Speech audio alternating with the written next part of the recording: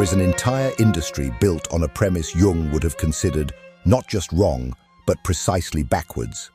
The premise is this: that your true self is a lost object, that it exists somewhere inside you, buried under conditioning and trauma and the noise of other people's expectations, waiting to be uncovered. Find the right therapist, the right retreat, the right moment of stillness, and you will finally arrive at yourself. Jung would have called this archaeology, and he would have told you it doesn't work, not because the unconscious isn't real, but because the self you're digging for was never buried there to begin with.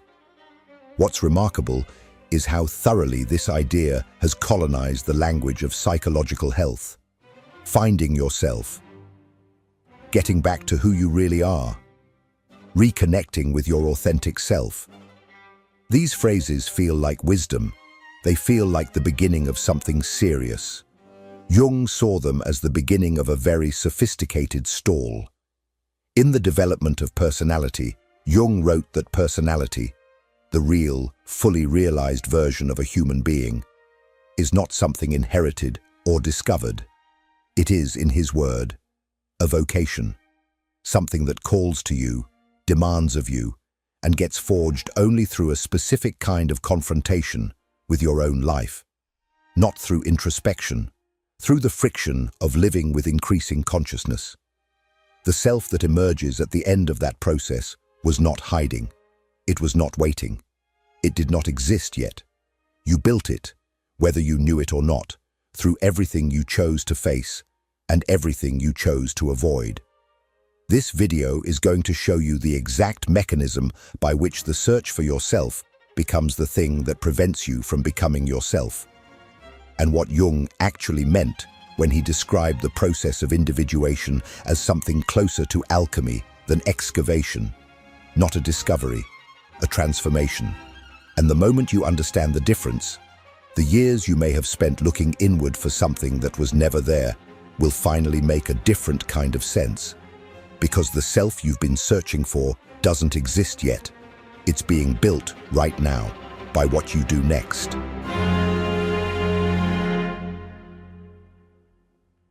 Suppression is not removal. This is one of the things Jung understood, that most of his contemporaries did not, and it applies with equal force to the question of the self. Ignoring a psychological process does not make it stop. It makes it operate without your participation. The self-help world inherited a particular metaphor for personal growth, and the metaphor is geological. You dig, you excavate, you remove the layers of false self, the conditioning, the masks, the internalized voices of parents and culture, until you reach something solid underneath, the authentic core, the real you. It's a compelling image, and it contains just enough truth to be genuinely misleading. What it misses is this: Jung did not believe there was a fixed essence waiting at the bottom of the excavation. The psyche is not an archaeological site with a treasure buried at its center. It is a living system in constant motion, and what emerges through the process of individuation is not something uncovered, but something that could only exist as the result of the process itself. The self, capital S, in Jung's terminology, the totality of the psyche rather than the conscious ego, does not precede the work. It emerges from it. You know the feeling this creates when it goes unexamined. You do the work. You journal. You meditate. You spend years in therapy. You read everything. And at some point, a quiet, unsettling question arrives. Why hasn't anything actually changed? You understand yourself better than you ever have. You can name your patterns, trace their origins, describe their mechanisms with real precision. And you are, in any way that matters, still the same person, making the same choices in the same situations.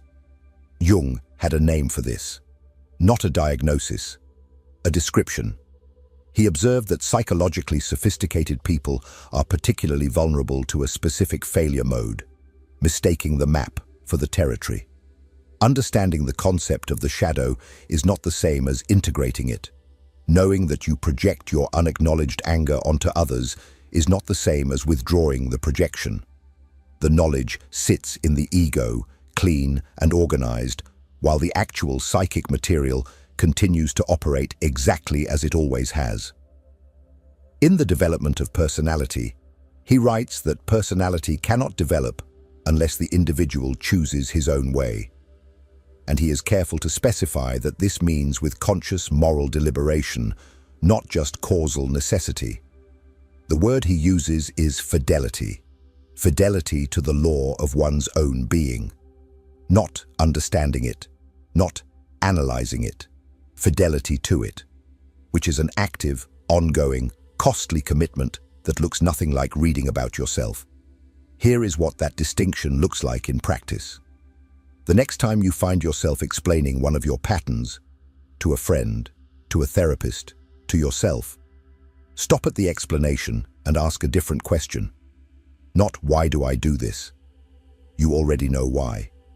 Ask instead, what would I have to give up to stop? That question points toward the actual work. The explanation points toward the map. And the map, no matter how detailed, does not move you an inch closer to the territory. What prevents most people from asking that second question is not lack of self-awareness. It is that the search itself has become the identity. And that is where Jung's analysis becomes genuinely uncomfortable, which is where we go next. If this content is making sense to you, click the subscribe button and subscribe to the channel. Thank you for your support.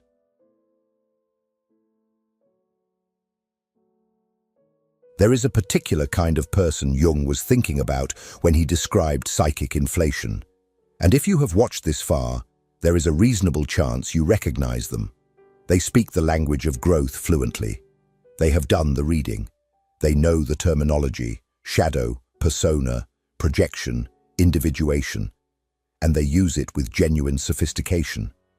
They are, by any conventional measure, among the most self-aware people in any room they enter, and they have not changed in years.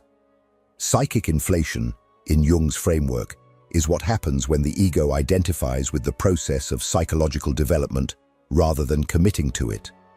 The person becomes, in a very precise sense, inflated, enlarged by the ideas they have absorbed, by the self-image of someone on a serious inner journey, by the social and psychological rewards that come with being the kind of person who does this work. The inflation feels like growth. It has the texture of growth. It produces exactly the kind of insights that growth produces. But the ego has quietly repositioned itself at the center of the process, and what was supposed to dissolve the ego's defenses has instead furnished them with better vocabulary. This is not a moral failure. Jung was not interested in moral condemnation. It is a structural one, and it emerges almost inevitably from the way psychological self-examination tends to proceed. You look inward, you find something, you name it. The naming feels like progress because it is progress at first. But naming is only the beginning of integration, and most people stop there because stopping there is immensely satisfying. You have seen the thing. You have understood it. The ego files it under known and moves on, while the thing itself continues exactly as before. What genuine integration requires, what Jung meant when he described individuation as something closer to alchemy than excavation, is that the material you have identified actually changes you, not your understanding of yourself, you, the way you respond in the moment before you have time to think, the choice you make when the cost of the right choice is real, the thing you do when no one is watching and no framework is available, and it is just you and the situation, and whatever you actually are underneath the self-concept. Watch for this specific moment. You are in a situation that has triggered one of your known patterns, the ones you have analyzed, named, traced to their origins, and you feel the pull of the old response. What happens in the half-second before you act is the most honest data you have about where you actually are in the process, not your analysis of the pattern afterward, that half-second. If the pattern runs anyway, and the analysis comes later, the work is not done. The knowledge has not reached the place where it needs to go. Jung describes this in Memories, Dreams, Reflections with characteristic directness. Reflecting on his own process, he writes that what remained vivid to him was not the outward events of his life, but the inner experiences, and that these inner experiences only became real through the living of them, not through their comprehension. He had to obey what he called the daemon, the inner law that demanded not understanding but action, not insight but fidelity. And he is honest about the cost. Following it meant isolation, lost friendships, professional ridicule. The people who develop personality, he writes, are not the ones who talk most loudly about developing it. They are the ones who have stopped talking about it and started paying a price for it.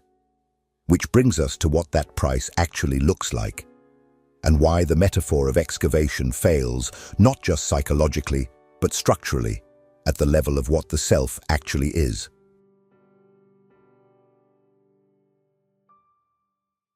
The ego and the self are not the same thing. This is one of the distinctions Jung made most carefully, and it is the one most consistently collapsed in popular psychology, because collapsing it is comfortable, and maintaining it is not. The ego is the center of conscious experience.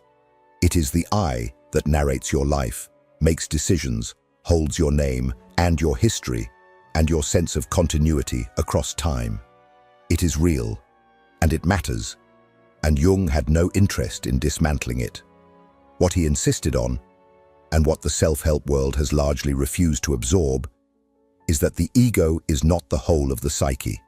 It is a relatively small, relatively recent structure floating on top of something vastly larger and older. The self, in Jung's framework, is the totality, the conscious and unconscious together, the known and the violently unknown, the parts you have integrated and the parts that are still operating in the dark without your consent. When people talk about finding their true self, what they almost always mean is finding a better, more coherent, more authentic version of their ego. A version that is free of the distortions introduced by childhood, by trauma, by other people's projections. The image is of an original self that existed before the damage, pure, intact, waiting to be restored like a painting under layers of grime. Jung would say, there is no such painting. Or more precisely, if there were, it would not be what you are looking for. The ego's pre-damage state is not wholeness. It is simply an earlier, smaller, less conscious version of the same partial structure. What individuation moves toward is not a return to some prior state of integrity, but an expansion into something that did not previously exist. An integration of material that was never part of consciousness to begin with. The shadow is not a distortion of your true self. It is the part of your psyche that was excluded from the ego's story, and it is no less yours for having been excluded. Integrating it does not restore you to something original. It makes you something new. This is the alchemical image Jung returns to across his work. The alchemist does not excavate gold from ore. He transforms base material into something that had no prior existence. The transformation requires heat, pressure, the willingness to destroy the original form in order to produce something the original form could never have been. There is no going back to retrieve something lost. There is only the forward movement of the process, and whatever emerges from it. In Memories, Dreams, Reflections, Jung describes his own confrontation with the unconscious after his break with Freud as exactly this kind of process. Not a retrieval, but a descent, and then a building. He did not find himself in that period. He went through something that changed what he was. The man who emerged from those years was not the man who entered them with his masks removed. He was a different man, forged by a confrontation he had not chosen and could not have anticipated. Here is what this means in practice.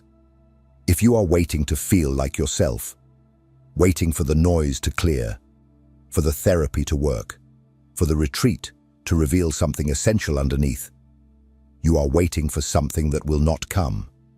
Not because you are broken, but because the thing you are waiting for cannot precede the process that produces it. The self that feels fully yours is not on the other side of enough introspection. It is on the other side of enough lived experience, engaged with enough consciousness. The question is not what you would find if you could finally see yourself clearly. The question is what you are willing to go through. And what you are willing to go through begins with the part of the psyche that most people spend their entire lives carefully, intelligently, successfully avoiding. If what you're hearing resonates with you, you'll find real value in my ebooks. Beyond the Shadow breaks down Jung's core ideas, while Dialogues with the Unconscious gives you a 30-day path to apply them in your life. Both are linked in the pinned comment.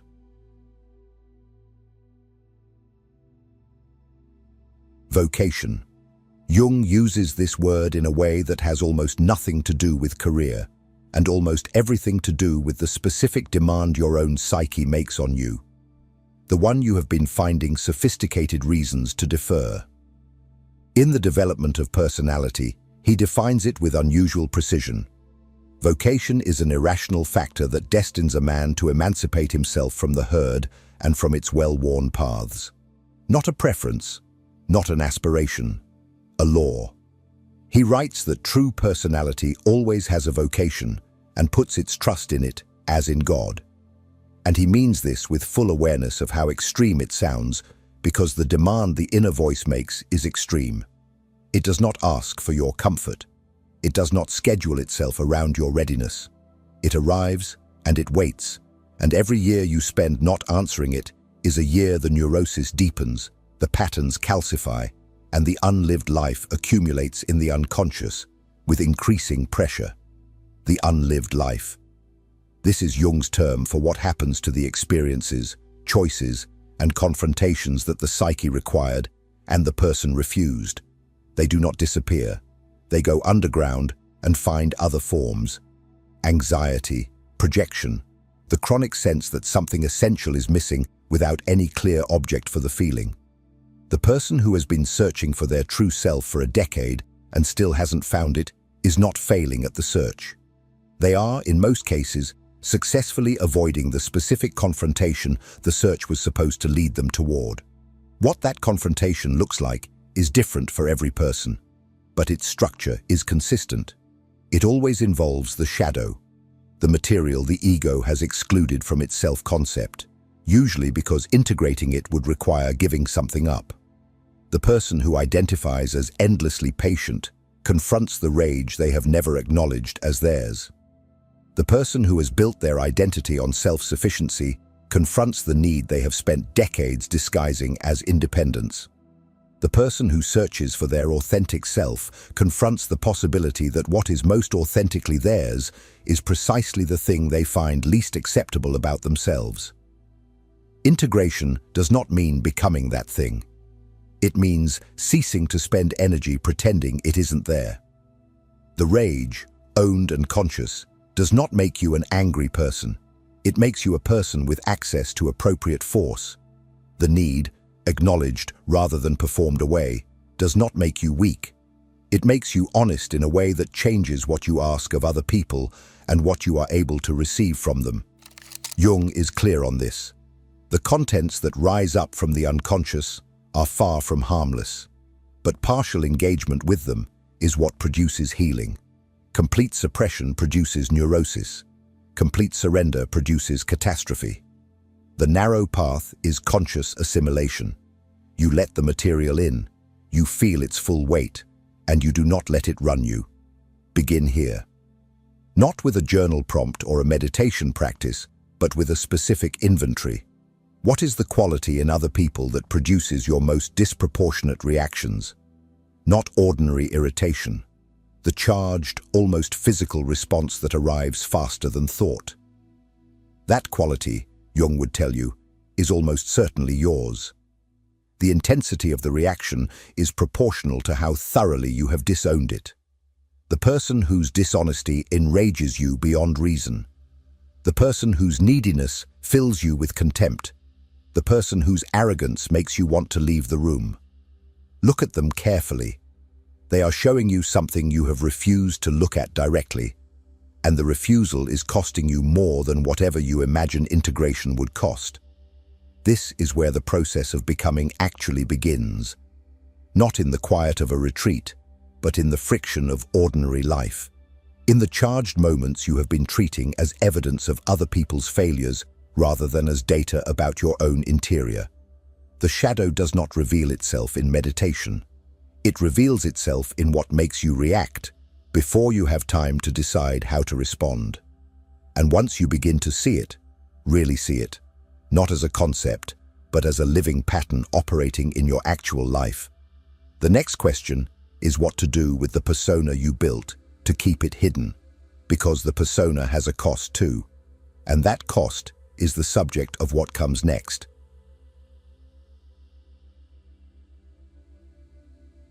Most people do not experience their persona as a mask. That is precisely what makes it effective and precisely what makes it dangerous.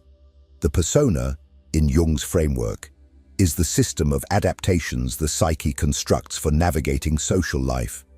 The roles, the presentations, the carefully calibrated versions of self that allow you to function in professional contexts, in families, in the specific social ecosystems where your survival, literal or psychological, once depended on being a particular kind of person.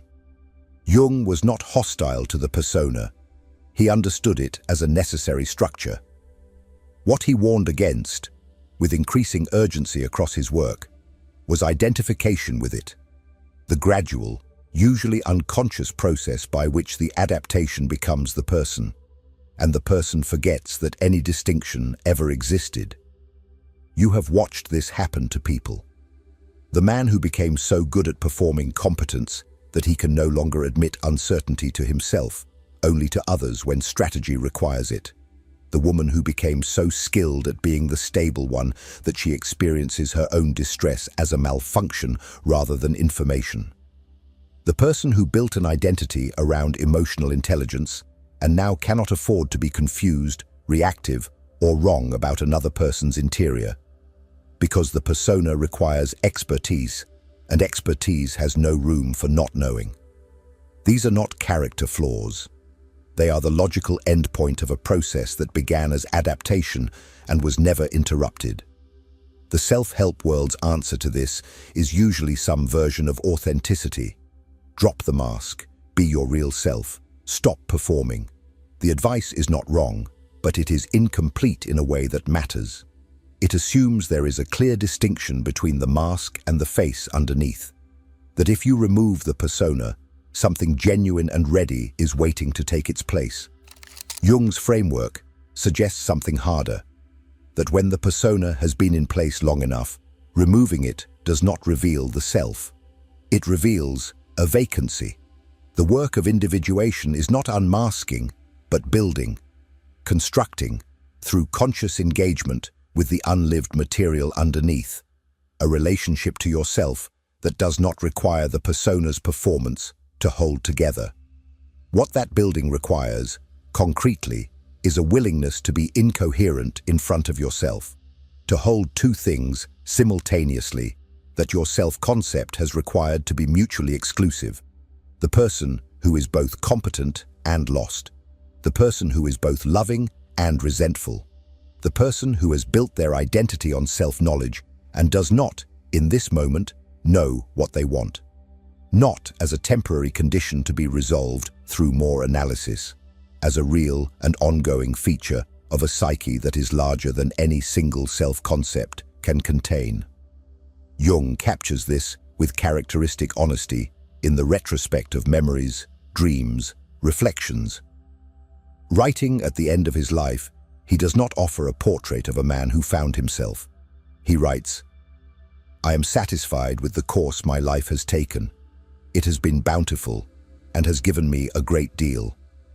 And then, almost immediately, "The older I have become, the less I have understood or had insight into or known about myself." This is not failure. This is what it looks like when the process is actually working, when the psyche keeps expanding beyond the ego's ability to contain it in a fixed story, and the person has learned to trust the expansion rather than arrest it with a final self-definition. The persona wants a final self-definition. It requires one. Its entire function is to present a coherent, stable, legible version of you to the world, and to you.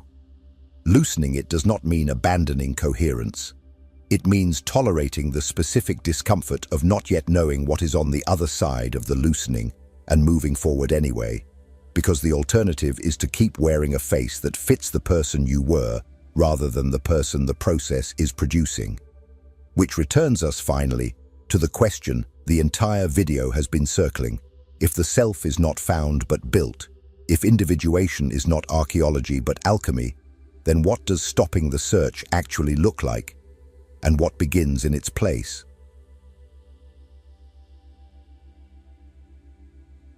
Stopping the search is not a decision you make once. It is a recognition that arrives, and then has to be chosen again, every time the old logic reasserts itself, which it will, because the logic is seductive, and there is an entire culture organized around telling you that more looking is always the answer. What Jung offers instead is not a destination but an orientation, fidelity to the law of one's own being, not understanding it, fidelity to it. The difference is the difference between studying a river and swimming in it. You can spend a lifetime mapping the current, describing its behavior, cataloging its depths. None of that moves you downstream. Movement requires getting in, which requires accepting that you will not be in control of everything the current does to you, and that this is not a flaw in the process, but the process itself. In the retrospect of memories, dreams, reflections, Jung writes that almost everything in his life developed naturally and by destiny, not because he was passive, but because he had learned to obey an inner law that was not of his own making. He does not present himself as a man who achieved a final, coherent self. He presents himself as a man who followed the process wherever it led, paid the costs it required, and arrived at the end of his life with the feeling, not the certainty, the feeling, that it had been his life, fully and without substitution. That is what is actually on offer, not self-discovery. A life that is genuinely yours, built through the confrontations you chose not to avoid, through the shadow you integrated rather than explained, through the inner voice you followed rather than managed. The self that emerges from that process was not buried inside you waiting to be found. It did not exist before the process began. Stop asking who you really are. Turn the question forward instead of inward. Not who am I, but what does the next confrontation require of me, and am I willing to meet it? Lived consistently over time. That is the only answer to the first question that will ever hold any weight. If you're ready to stop searching and start becoming, drop the words, "I choose to become," in the comments.